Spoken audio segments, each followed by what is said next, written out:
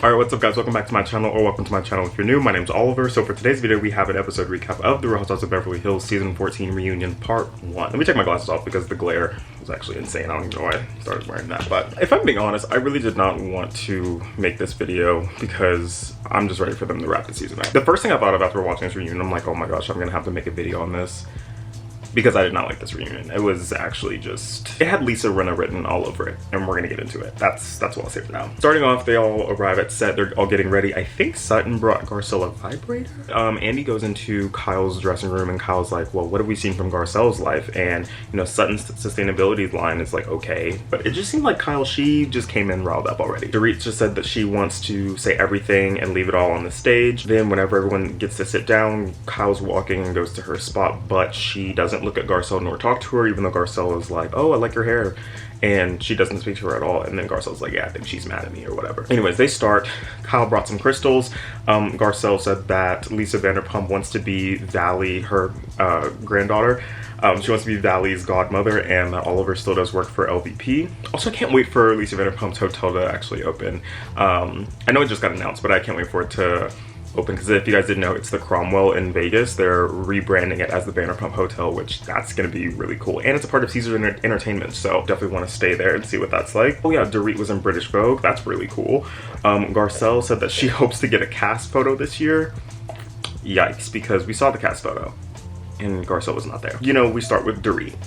They show flashbacks of PK and Dorit from 2016 up until the season, and then whenever she says, you know, like, I will go to war with him. I don't even know if I can just call that a war. Like, you and PK both are having a ceasefire at the moment. This is just not, it's nothing. It's really just nothing. This is it's a stalemate.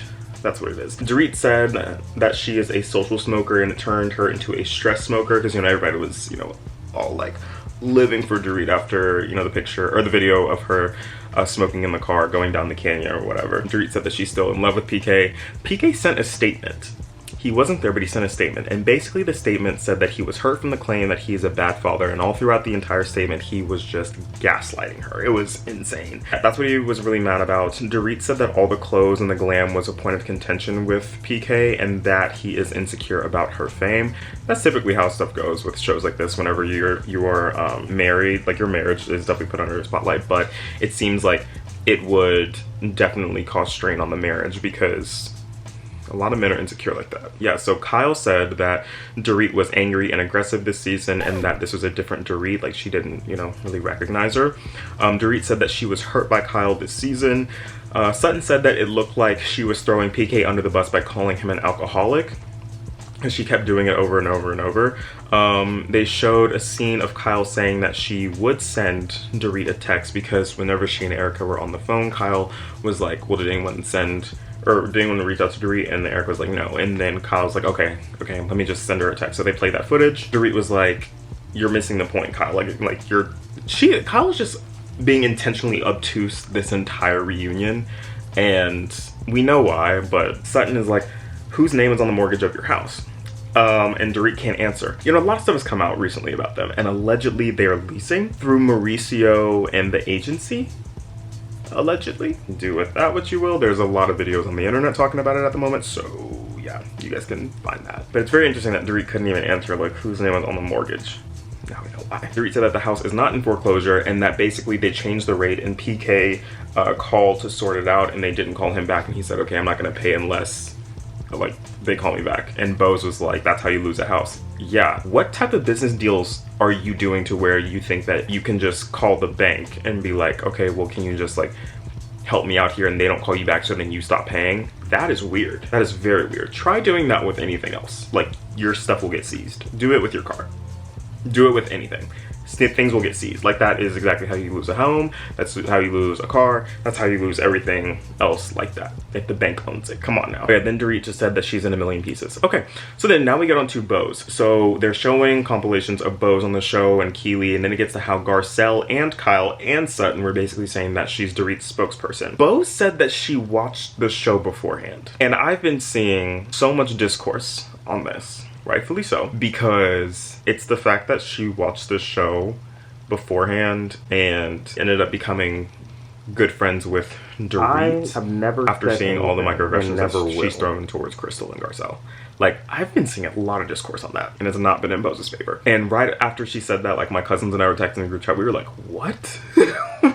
Okay, interesting.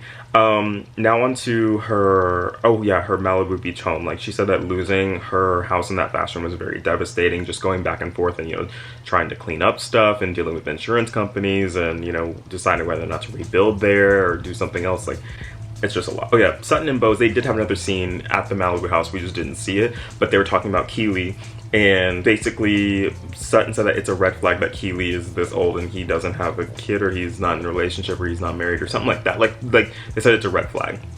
So that's what it was. Bo said that it's been so odd to see people, you know, crap on her dreams of having another kid. Oh, also, Bose shouted out Garcelle and she was like, Garcelle, thank you. Garcelle and I sat down before filming and I asked her what's the tea on everybody. And Garcelle said she just wouldn't give me the tea on everyone because she wanted me to form my own relationship with everybody else. That's how you do it. Exactly. I have more thoughts on that. I'm not going to express them. You can probably tell. It's good that Garcelle didn't tell her anything and allowed her to gain her own perspective on everyone. Like, that's the way to do it. But yeah, okay. Also, Bo said on the after show that Garcelle and Sutton are jealous that Bose is not flocking to them and that she's, you know, closer with Dorit. I don't think jealousy is the right word there, but okay. Garcelle said that she's happy that Dorit has a friend in Bose. Bo said that there was a belief that she was manipulated by Dorit. I don't think that she was manipulated by Dorit whatsoever. Also, Bo said that if Garcelle thinks that there's something that Dorit could say to influence her opinion of Garcelle, then that means that Garcelle doesn't think highly of herself. That was a very odd thing to say. I don't know why she even went there. Something must have been edited out because, like, that was just really odd. That came out of nowhere. I don't know. Anyways, now on to Garcelle. This is where everything just kind of like blows up. So they're showing a compilation about her beach house and then she and Kyle's relationship, you know, kind of like evolving or like declining throughout the season. Erica said that she wants the juicy scoop and wants to know who Garcelle is dating. Garcelle was like, I just don't have, like I've been showing everything, like what more do you want? Like, and Erica was just saying that she wishes that she was more interesting, which that is just crazy. That's a crazy thing to say. And then Erica was just saying, like, you know, like if we have experiences like mine, like Kyle's, like Dorit's, and Garcelle was like, my divorce was before the show, like what more do you want? And I was thinking, I was like, Garcelle has been showing everything about her life. It's just, it's not juicy in the sense that she doesn't have drama. Like, there's not drama going on. She has her life together. So it's like, it's great seeing all her stuff. There's just not drama with it. Like, you don't have a cheating husband. You also don't have a fraudster husband. You don't have a criminal husband. I just think it was very interesting. Erica just wanted her to have something bad going on, like a scandal. Like, that's really weird. I don't know. I just thought that was odd. And also, all the discourse online is agreeing with that as well. So, yeah. So then Kyle butts in, of course. And Kyle's like, I'm showing everything. Like, I showed you, my marriage is falling apart. We still don't know why your marriage is falling apart. Like, we see it from the outside. We just don't know why. Like, we just don't know why. It's like as if a store was being closed and inventory was just, you know, like getting out and stuff is just empty on the inside. We see that. We don't know why. Like, that's the issue here. Garcelle is just like, so are we supposed to tiptoe around Morgan? And then Kyle said that she didn't sign up for the show and then that she apparently sued. Garcelle was like, she didn't sign up for the show this season. You brought her around, you paraded her around, and then you expect everybody else to just not say anything the season after? That's really weird. Do you know what show you're on? Do you know what show you're on? That's just, that's so odd to me. And then Garcelle was just like, why did we have that talk off camera then? Like, you didn't want to have a talk on camera, you want to have a talk off camera, which, oh my gosh, of course Kyle did. And then Kyle was like, oh, because I thought you were my friend. And then Garcelle asked Sutton what she said after the conversation, and Sutton lied. And Sutton said, well, I just respect Kyle's decision. That's what I said. And Garcelle was like, no, you said that was a chess move. Sutton, you're showing your cards, and I don't like this. I do not like this. This whole thing is just seems very weird. Everything seems very calculated right now. You have Kyle over here just randomly mad at Garcelle for bringing up this stuff, you know, the lesbian comment, whatever. When you laughed in the moment of that, okay, whatever. And then Kyle called Sutton and Garcelle mean girls. Then we started talking about the robbery and what Garcelle said about it, and Dorit was like basically kind of going off on her, kind of a little bit, kind of not. I've been seeing people say like Dorit was reading her down. She was not reading her down. If you thought that was Ashley Darby could read Dorit. Dorit isn't doing anything. Garcelle's just sitting there. I think Garcelle just checked out. She's just not even there engaging. She's just like, okay. Then Andy actually low-key kind of chimed in on Garcelle's side because Andy was like, I think it's just the fact that the phone was left by the door. Boom. That was it. Andy, you know you don't believe that robbery is real. You can't say it, but we know how you feel. Like that right there let me know that Andy also doesn't think that the robbery was a real robbery, that it was staged. Like, I don't think Dorit knew. I guess I'm one of the 4 people on Twitter, I guess. I don't know. Then Bo said that that's a very dangerous thing for her to say. You make a good point. You make a good point. That should have been it. Wrapped it up in a bow. Boom. Done. I don't know why she brought it up this season, and she shouldn't have at all. Like, at all. The masses honestly don't believe that it's a real thing. I think the issue with that, too, is just, like, Garcelle's on this platform, and she just shouldn't be bringing it up again. I just think that's the issue. But, like, everybody else that watches the show, or at least most people, don't believe that robbery was 100% true. Anyways, this really just felt like a Fox Force 5 moment. It just seemed like Lisa Rinna's presence was there.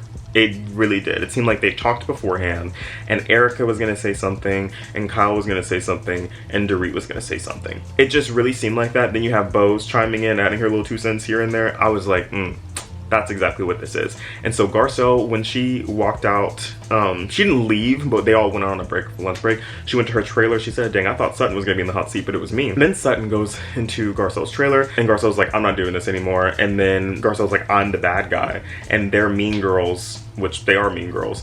I thought it was so crazy for Kyle to call Sutton and Garcelle mean girls earlier. Like, what?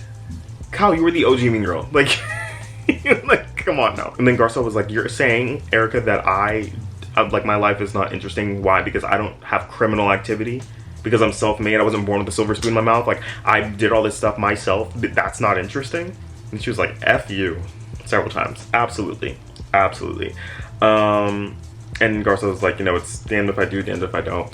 That was just a crazy reunion. After watching it, I am not interested in watching the next 2 episodes. I definitely will, and I'll probably make more videos. Lord, but I'm not like really enthusiastic about watching the last 2 episodes of the season. Anyways, thank you guys so much for watching this video. I hope you enjoyed as much as I did making it. Please remember to like and subscribe, and see you guys in the next one. Bye, guys.